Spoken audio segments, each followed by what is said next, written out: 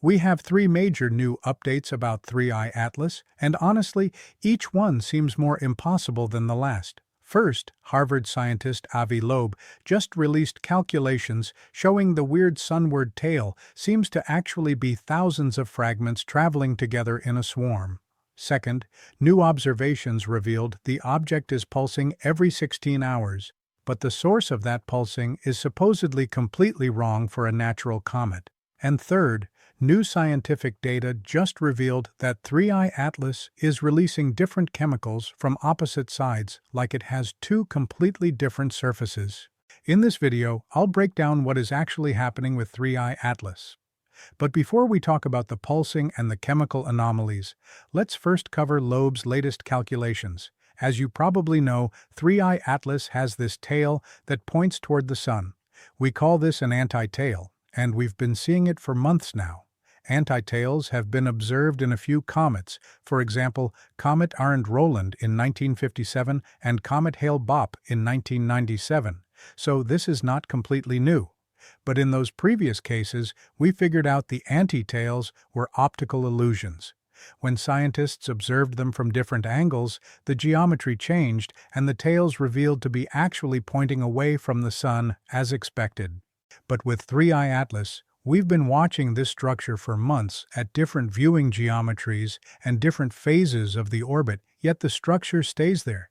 That persistent stability is much harder to explain. So what could actually create this structure pointing toward the Sun? One explanation is that this could still be a viewing geometry effect due to unusually large dust particles. Normal comet dust is tiny particles smaller than grains of sand. Solar wind blows these away easily, but if the dust particles are much larger and heavier, they move more slowly, creating unusual tail shapes that can appear to point sunward from Earth. Most astronomers think this is probably what we're seeing. However, Avi Loeb says that for this explanation to work, the object must be way bigger than what observations have shown, which is around 3 miles in diameter.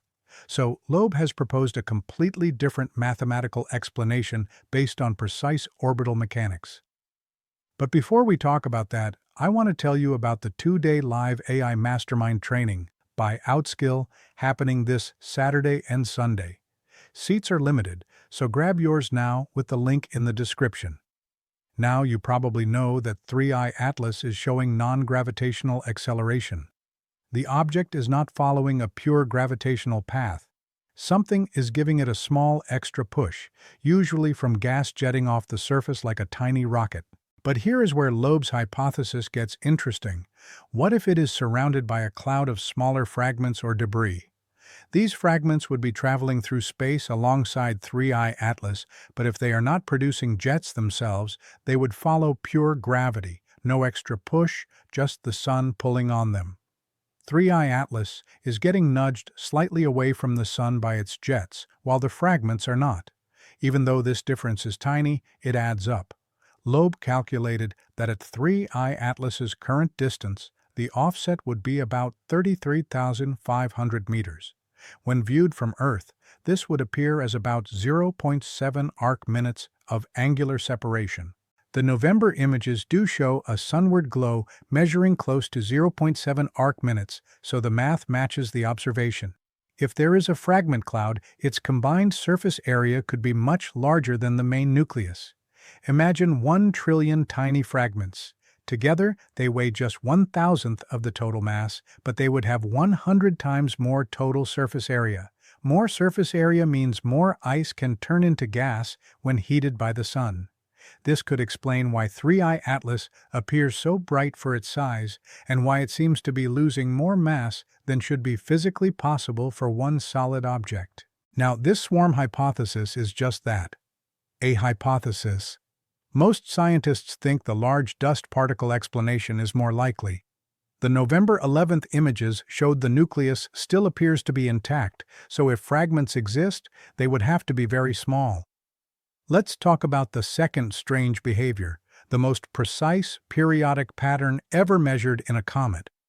3I Atlas's brightness changes in a perfect rhythm every 16 hours like clockwork. At first, astronomers thought this was just the object spinning, but the brightness changes are way too large to come from rotation alone.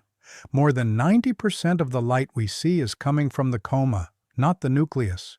If gas is flowing out at 980 mV, then during one 16-hour cycle, that material travels about 15,900 meters before the next cycle starts. This matches what observers are seeing. The coma appears to be pumping up and down in brightness. We've seen periodic variations in Comet Halley or Siding Spring, but with 3I Atlas, the coma itself is actively pumping. The most likely natural explanation is thermal cycling. 3I Atlas probably has a large pocket of ice on one side.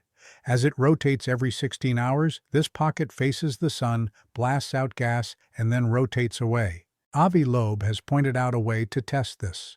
If solar heating is driving the pulses, then the bright jet must always point toward the sun when it pulses.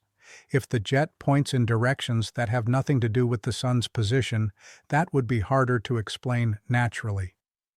Now let's talk about the chemicals. The data just came back from the ALMA Radio Telescope, which detects exact molecules in space. ALMA found methanol and hydrogen cyanide. Finding these is normal, but the ratio is absolutely wild. At first, the ratio was 124 to 1, then 79 to 1. In normal comets, this ratio is around 10 to 1. Only one other comet, a freak of nature called C2016R2, has shown something similar. But ALMA also found where these molecules are coming from.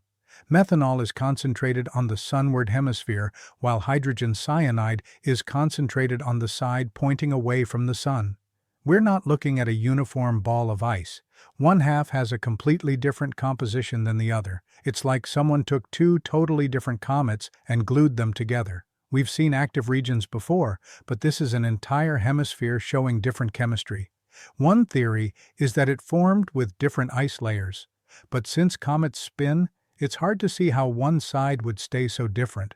The second possible explanation involves cosmic rays, tiny particles flying through space at nearly the speed of light. Maybe they hit one side more than the other and changed the chemistry, but that would require the object to maintain the same orientation for a very long time, which is impossible since it spins every 16 hours. As of right now, no scientist has fully explained this anomaly.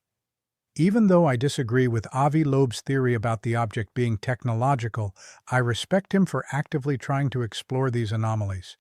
If you watched to the end, please drop me a like and let me know your thoughts in the comments.